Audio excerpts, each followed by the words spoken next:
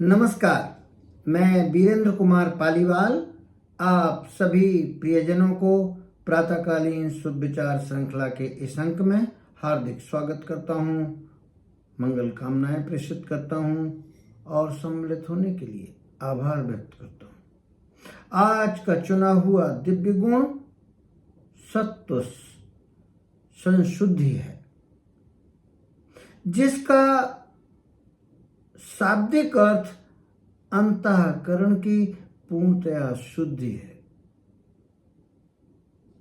पूर्ण अवतार भगवान श्री कृष्ण ने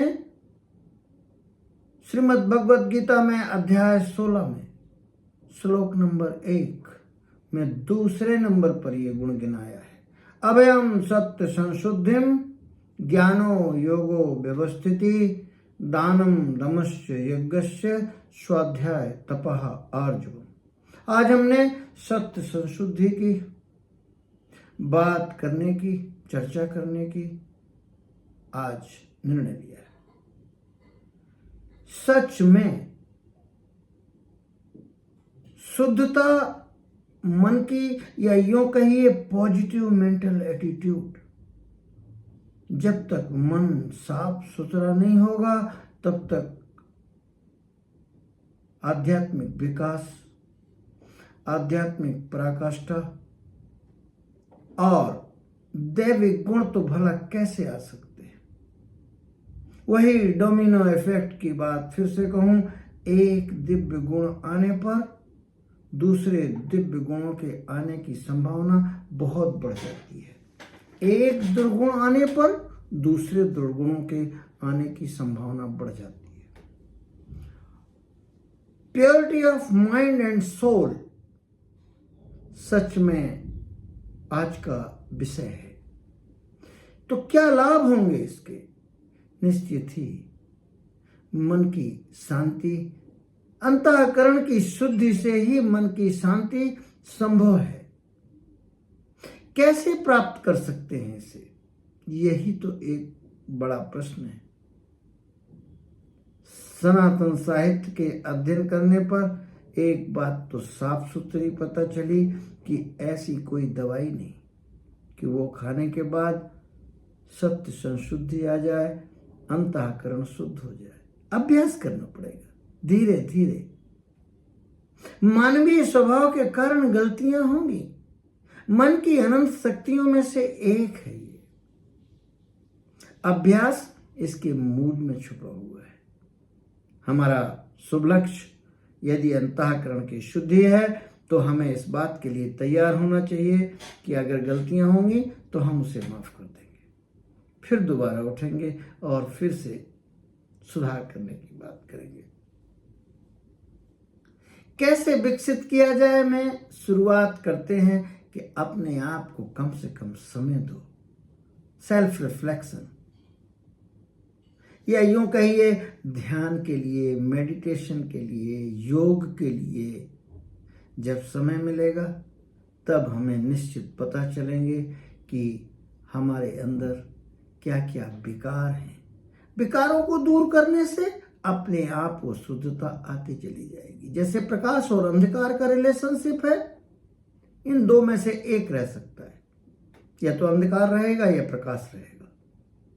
या और भी आसान भाषा में कहा जाए, प्रकाश के आते ही अंधकार समाप्त हो जाएगा, प्रकाश के गायब होते ही अंधकार अपने आप आ जाएगा। तो जितनी भी नकारात्मक भावनाएं हैं, उनके अनुपस्थिति में अंतःकरण की शुद्धि संभव है। जैसे काम, क्रोध, मद, लोभ, ईर्ष्या, घृणा, माया, मोह, मत्सर, प्रतिशोध और यहां तक कि सुपरस्टिशन, बहुत ज्यादा अंधविश्वास और दूसरे को नुकसान पहुंचाने की तैयारी, ये सब नकारात्मक विचार हैं और इनको हमें एक एक करके दूर करना पड़ेगा। या यूं कहिए एक एक करके क्या, ये एक साथ सभी दूर हो सकते हैं। प्रकाश का सिद्धांत आपको याद रखना पड़ेगा। जैसे क्लीन फूड, क्लीन माइंड, का सिद्धांत clean food equal to clean mind. इसीलिए तो उपवास को इतना अधिक महत्व दिया गया। मन में विचार, ये बहुत टेढ़ी खीर है। मनोवैज्ञानिक कहते हैं कि स्वस्थ मन में 24 घंटे के अंदर 60,000 विचार कौनते। अस्वस्थ मन की तो बात ही छोड़ दीजिए, स्वस्थ मन की बात कर रहा हूं। अब बताइए ट्रैफिक मैनेजमेंट कैसे करेंगे? उसका ट्रैफिक मैनेजमेंट का एक ही रास्ता है कि मन को शांत करने की प्रक्रिया जानी जाए। मन को शांत करने की प्रक्रिया अभ्यास और वैराग्य दो बताए हैं। ये श्रीमद् भगवद गीता में भगवान श्री कृष्ण ने ही अर्जुन को बताई। तीसरा, अभ्यास और सेल्फ रिफ्लेक्शन के बाद अगर कोई चीज आती है तो जर्नलिंग आती है। लिखने पर, ब्रेन पर और लिखावट में एक कुछ ऐसा अद्भुत संबंध है कि वैज्ञानिक कहते हैं, मनोवैज्ञानिक कहते हैं कि जादुई संबंध है। जिस चीज को हम लिखते हैं, जर्नलिंग का बहुत फायदा होता है। करके देखें, मैंने किया हुआ है और इसका लाभ पाया हुआ है। मेडिटेशन और जितनी जितनी सद्गुण की बात की गई है, दिव्य गुण की बात की गई है, वो अपने आप आते जाएंगे। बस उनका आपको बौद्धिक ज्ञान होता जाए और संकल्प में आपके आते जाएं कि हमें ये पाना है, तो एक के बाद एक क्रमबद्ध डोमिनो इफेक्ट के तहत आते चले जाएंगे। और यही दुर्गुणों के बारे में भी सच है। तो आज इतना ही। पहली बात वही दोहरा दूं, बौद्धिक ज्ञान की अपनी कोई सामर्थ्य नहीं जब तक कि वो आपके व्यवहार में, आपकी आदतों में और आपके व्यक्तित्व में शामिल न हो जाए। यदि इस वीडियो के संबंध में आपके अंदर कोई प्रश्न आते हैं, आपके कुछ सुझाव हैं, तो कृपया लिख भेजें कमेंट सेक्शन में।